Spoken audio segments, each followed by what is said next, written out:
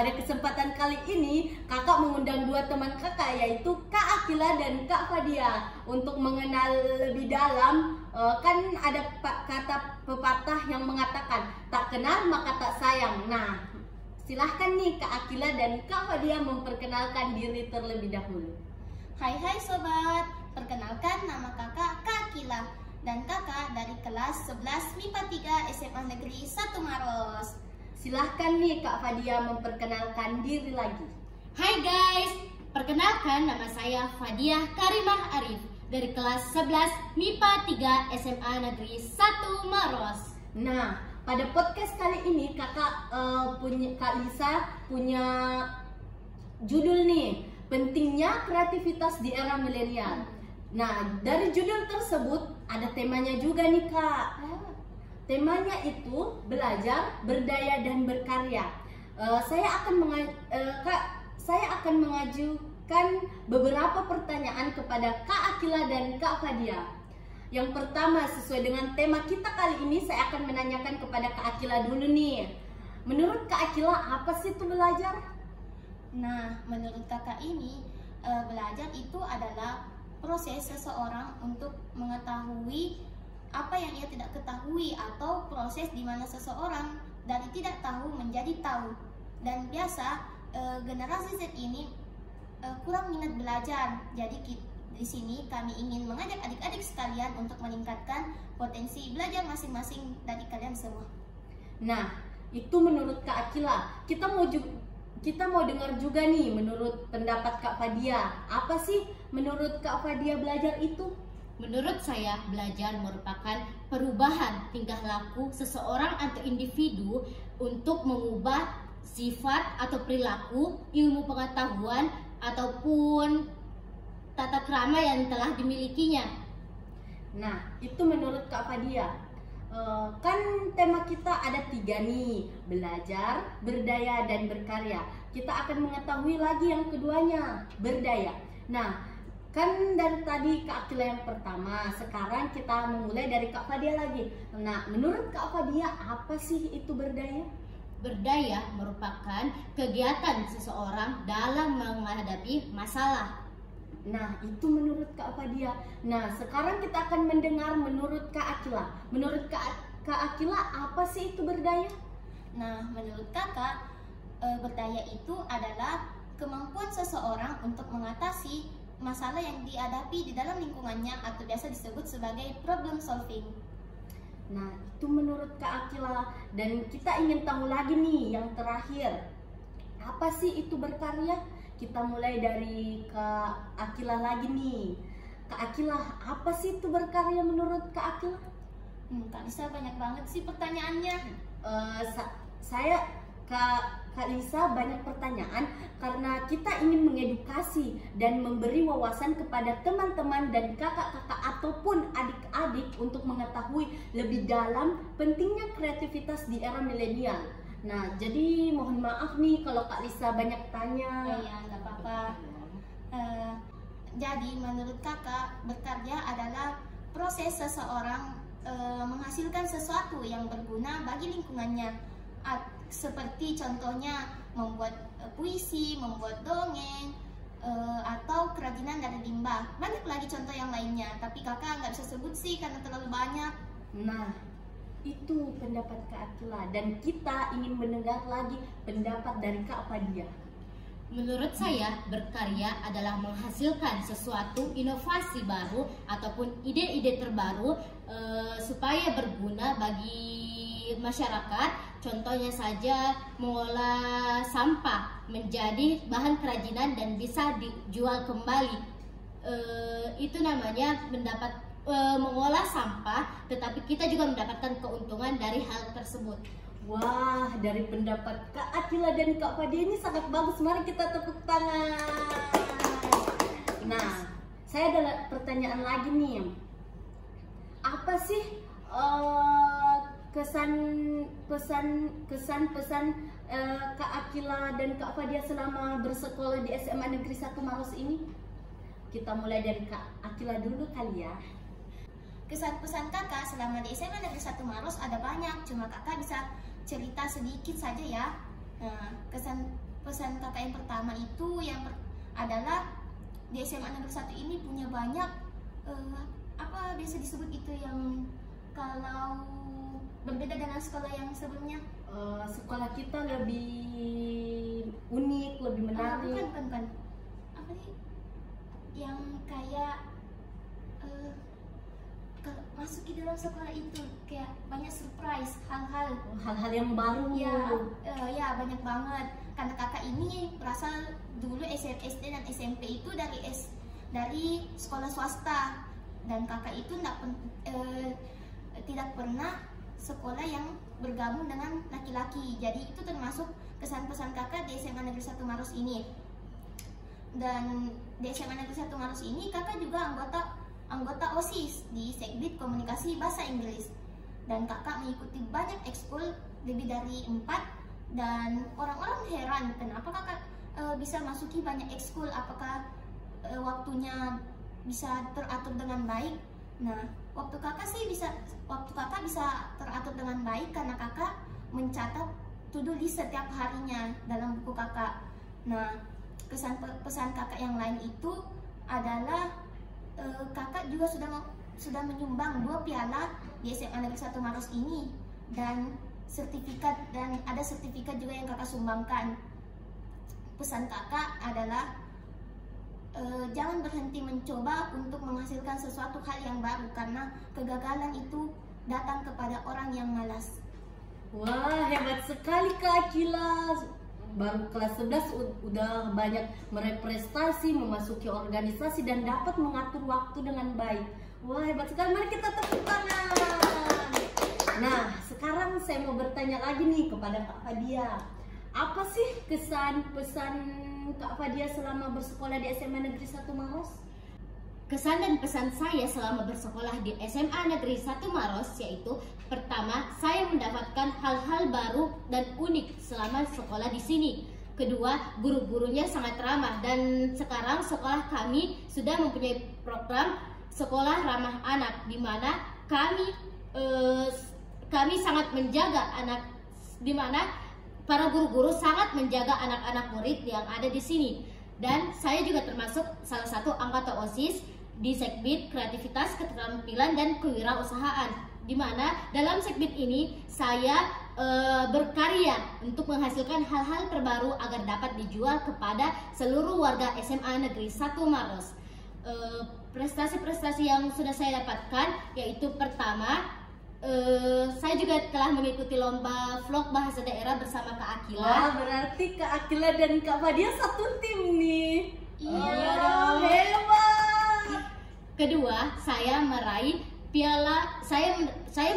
medali emas dalam lomba matematika tingkat provinsi. Dan ketiga, saya meraih medali perunggu dalam lomba biologi tingkat provinsi juga loh. Wah, hebat banget nih Kak Akila dan Kak Fadia. Boleh kita beri tepuk tangan nggak? Nah, saya mau bertanya lagi nih. SMA 1 atau sekolah-sekolah lain sudah atau mau menetapkan kurikulum merdeka. Nah, dalam kurikulum merdeka itu ada dinamakan Smart TV, ya kan Kak Akila? Ya. Nah, dalam Smart TV itu apa sih kreasi-kreasi atau karya-karya yang dapat dibuat oleh anak sekolah atau anak SMA?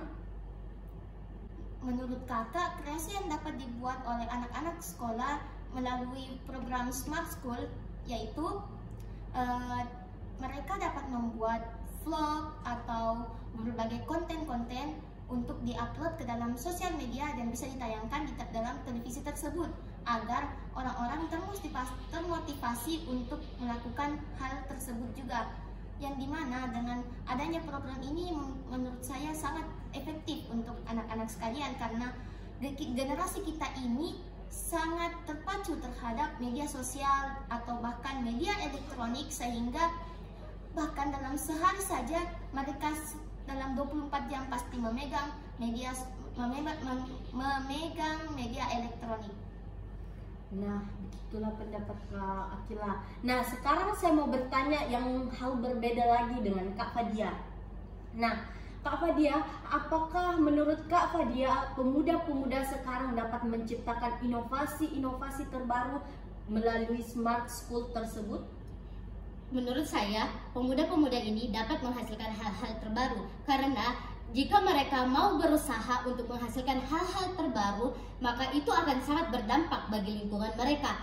Dikarenakan hal-hal yang telah mereka buat dapat dipelajari oleh adik-adik mereka yang akan naik kelas lagi, dan tentu saja itu dapat memberikan gambaran yang baik, gambaran dan contoh yang baik kepada mereka agar dapat membuat karya-karya lebih bagus untuk kedepannya.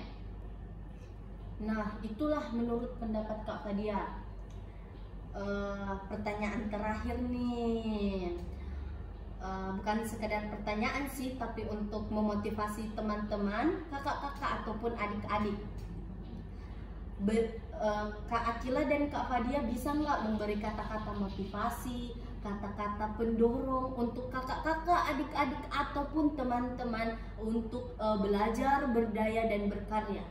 Kita mulai dari Kak Akila dulu.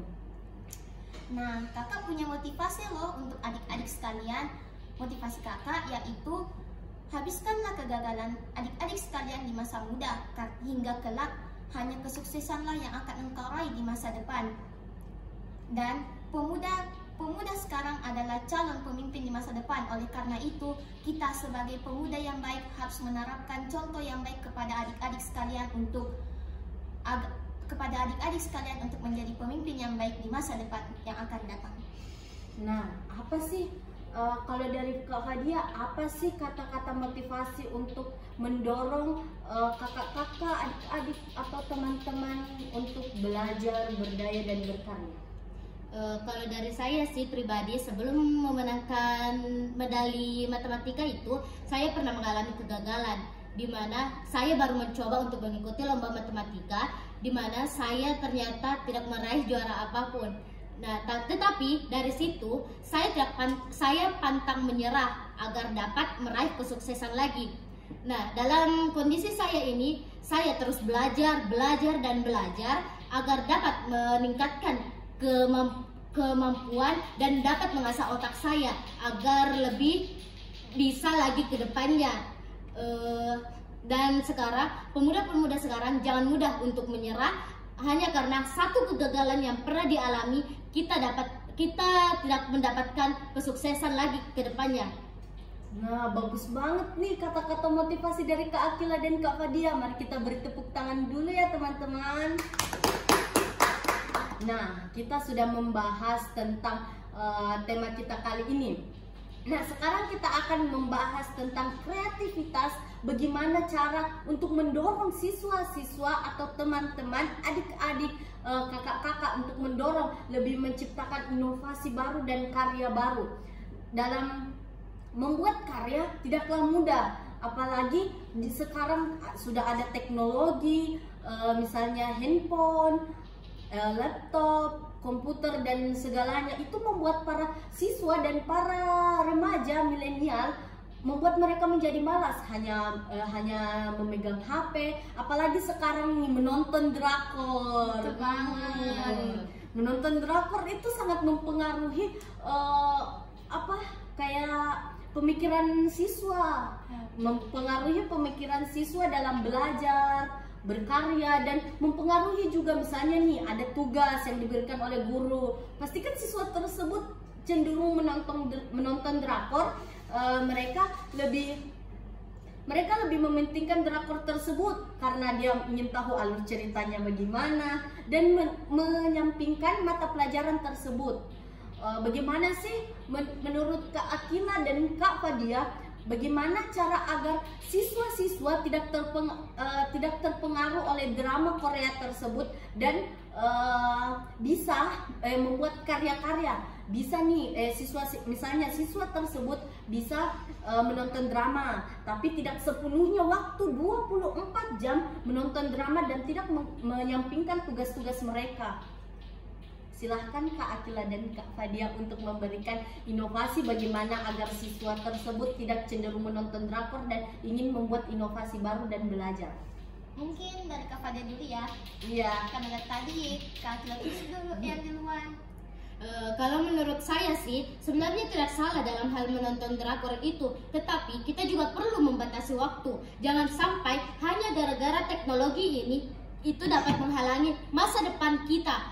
Justru gunakan teknologi-teknologi sekarang yang ada agar dapat berkarya untuk menjadikan anak bangsa yang memiliki generasi yang sangat berprestasi. Contohnya saja kita bisa membuat video-video seperti ini, vlog, agar dapat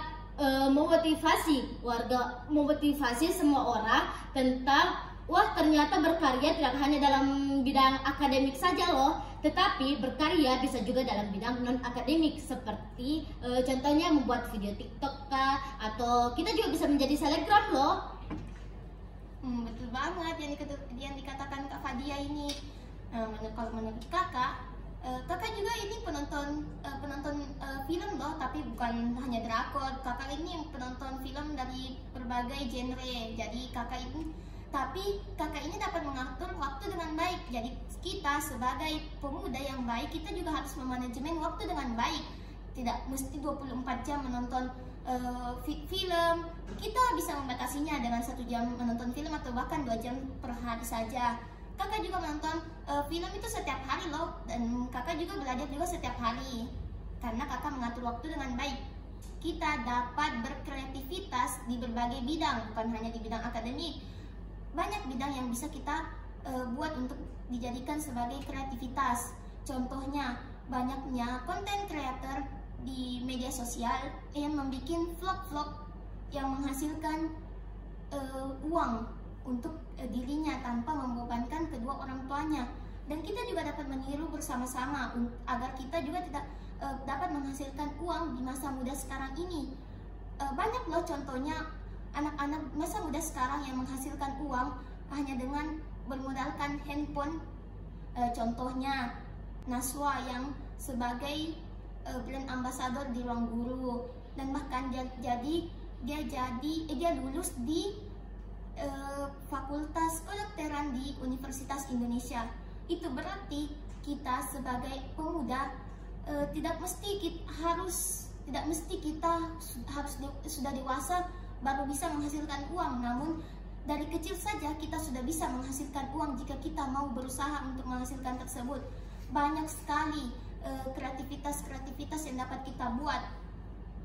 Di sekolah-sekolah pun mendukung hal-hal tersebut, seperti mengikuti lomba puisi, cipta baca puisi, mendongeng, atau berbagai bidang akademik juga, tari, akuistik, banyak lagi dan banyak yang lainnya. Dan dalam mengikuti lomba-lomba kita juga menghasilkan uang loh, bahkan ada jutaan, dan kita juga mendapatkan uang dari sekolah, sehingga itu dapat meringankan beban orang tua kita untuk kita bersekolah. Oke, itu saja Kak. Wah, hebat banget nih pendapat Kak Akila dan Kak Fadia. Kita beri tepuk tangan lagi ya.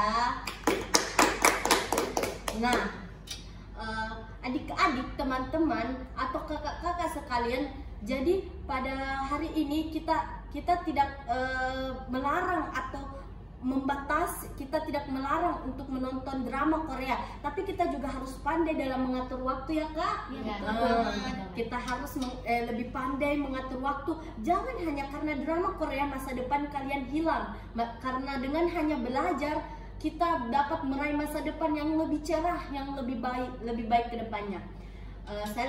Saya mau bertanya lagi nih.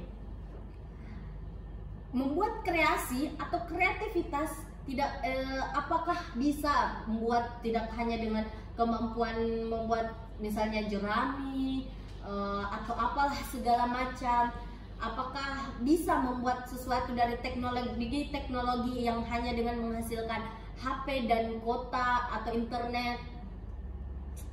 Kalau menurut kakak sih bisa banget. Contohnya banyaknya pemuda-pemuda sekarang yang berjurusan di teknik informatika yang membuat web atau berbagai hal yang berkaitan dengan medsos, sehingga jika kita membuat web saja itu dapat menghasilkan puluhan juta loh dari pemerintah. Jadi jika kita menekuni dengan baik suatu bidang, pasti kita akan mendapatkan hasil yang setimpal dengan apa yang kita lakukan. Tidak mesti dengan berkarya di sekolah saja, namun juga bisa bahkan kita juga bisa berkarya dari rumah dengan vlog tadi, vlog dari rumah, ada in my life, banyak contoh-contohnya. Dan di dalam contohnya di aplikasi TikTok dan lain sebagainya. Di TikTok itu memang ada negatifnya, cuma ada juga positifnya. Jadi kita ambil saja yang positif dan lupakan yang negatifnya saja ya. Nah, itu menurut pendapat Kak Akila. Menurut pendapat Kak Fadia, apa sih kreativitas yang dapat dibuat melalui medsos atau apa segala macam yang dapat menghasilkan uang bagi siswa tersebut supaya mengurangi beban orang tua dan dapat membantu orang tua?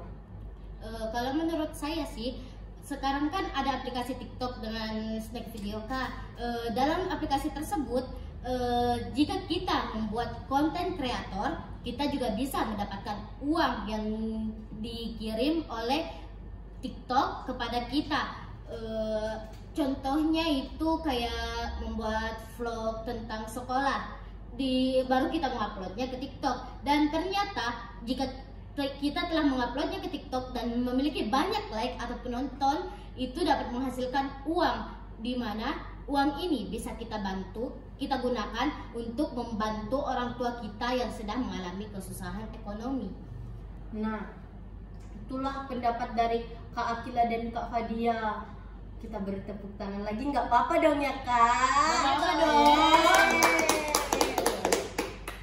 Nah, saya ingin bertanya lagi nih, nggak apa-apa kan Kak? Iya, apa dong. Nah, sekarang ini banyak masalah-masalah yang di luar dari dugaan kita. Misalnya saja masalah yang susah kita hadapi atau kita kurang persiapan. Bagaimana sih caranya kalau kita mendapat masalah dan agar memotivasi juga adik-adik jika mendapat masalah jangan langsung mundur, hadapi masalah tersebut. Nah, bagaimana pendapat Kak Akila dan Kak Fadia supaya adik-adik, teman-teman dan kakak-kakak tidak cenderung mendapat masalah langsung mundur, tapi menjadikan masalah tersebut menjadi suatu inovasi atau suatu inovasi untuk maju ke depannya. Bagaimana sih menurut Kak Akila dan Kak Fadia agar tetap memotivasi teman-teman, kakak-kakak dan adik-adik agar menyelesaikan masalah tersebut? Kak Fadia dulu ya. Nah, kali ini kita ketawa terus nih guys karena kita merasa canggung, merasa bagaimana ya Kak? Begini deh, Kak Lisa kasih bocoran nih. Kan mendapatkan masalah itu contohnya saja saya sudah mendapat kegagalan atau masalah. Nah, setiap saya mendapat kegagalan atau masalah, saya merasa ingin mundur, selalu ingin merasa meninggalkan hal tersebut tanpa bertanggung jawab kepada masalah saya atau kegagalan saya selalu ingin mundur. Apa sih motivasi dari Kak Fadia atau Kak Akila agar saya tidak mundur dari masalah tersebut?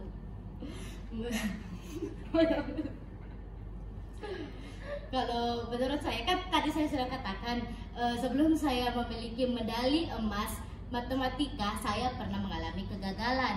Di situ saya merasa sangat down karena menurut saya sebelum mengikuti lomba tersebut, saya sudah memiliki bekal yang baik, dan ternyata pada saat saya telah melakukan lomba tersebut, saya tidak mendapatkan juara, dan itu membuat saya merasa sakit hati. Tetapi dari situ saya tidak mudah menyerah, dikarenakan Jika saya menyerah pada saat itu, maka saya juga tidak akan tahu bagaimana nasib saya ke depannya. Bisa saja kan jika saya menyerah satu kali, ke depannya lagi saya mendapatkan keberhasilan yang di luar ekspektasi saya. Oleh karena itu, jika kita telah mengalami kegagalan, jangan pernah untuk minder untuk melakukannya. Tetap jalani dan lakukanlah hal yang terbaik menurut kita. Nah, itulah dari Kak Fadia. Sangat memotivasi saya nih. Jadi kalau saya mempunyai masalah, saya tidak harus mundur. Nah, menurut Kak Akila, tolong nih motivasi saya dan teman-teman, kakak-kakak, adik-adik untuk supaya tidak mundur jika mendapatkan suatu masalah atau kegagalan. Nah, kalau menurut kakak, masalah itu datang dari Tuhan, dan Tuhan pasti mengirimkan masalah kepada hambanya jika ia mampu menyelesaikannya. Tuhan pasti tidak akan mengirimkan masalah kepada hambanya jika dia tidak mampu menyelesaikannya. Maka dari itu, banyak sekali cara untuk mengatasi masalah. Contohnya mengatasi dengan kepala dingin atau lain sebagainya, dan kita jangan pantang menyerah jika kita menghadapi masalah, karena jika di masa depan pasti kita akan mendapati masalah ribuan, bahkan banyaklah masalah yang akan kita hadapi ke depannya, apalagi jika kita sudah berkeluarga. Nah, kalau kakak juga selalu mengalami kegagalan yang tidak sesuai dengan ekspektasi kakak dalam berbagai perlombaan atau bahkan dalam kehidupan sehari-hari. Kakak itu biasa mengalami kegagalan juga dalam lomba seperti Kak Fadia. Kakak tidak mendapatkan juara, padahal kakak sudah berusaha sebaik mungkin untuk mendapatkan hal tersebut. Namun itu mungkin bukan takdir saya. Tapi dengan kegagalan tersebut saya belajar bahwa kegagalan tidak mesti sekali, tapi pasti kita akan mendapatkan kesuksesan di balik semuanya itu. Nah, kalau contohnya dalam kehidupan sehari-hari, misalnya dalam ujian pertemanan lah, pasti kan ada sesuatu itu kayak kayak digosipi oleh teman-temannya. Digosipi ya. Itu sangat gosip itu sangat tidak asing lagi ya di telinga kita, apalagi di para remaja. Ya, itu juga pasti merupakan sebuah masalah sih toh, kalau misalnya kita mengetahui hal tersebut tanpa kita dengar langsung dari orangnya. Kakak juga pernah mengalami hal tersebut, namun kakak mengatasi masalah tersebut dengan sabar dan diam. Diam itu merupakan cara yang ampuh untuk mengatasi suatu masalah. Wah, saya sangat terinovasi dari kata-kata Kak Fadia dan Kak Akila. Terima kasih Kak Fadia, terima kasih Kak Akila. Nah, itulah beberapa pendapat atau kata-kata motivasi dari Kak Akila dan Kak Fadia untuk berkarya, belajar, dan berdaya ke depannya. Nah, sekian untuk podcast kali ini. Saya Lisayanti Ismail dan rekan saya pamit mengundurkan diri. Wassalamualaikum warahmatullahi wabarakatuh. Dadah semuanya. Dadah.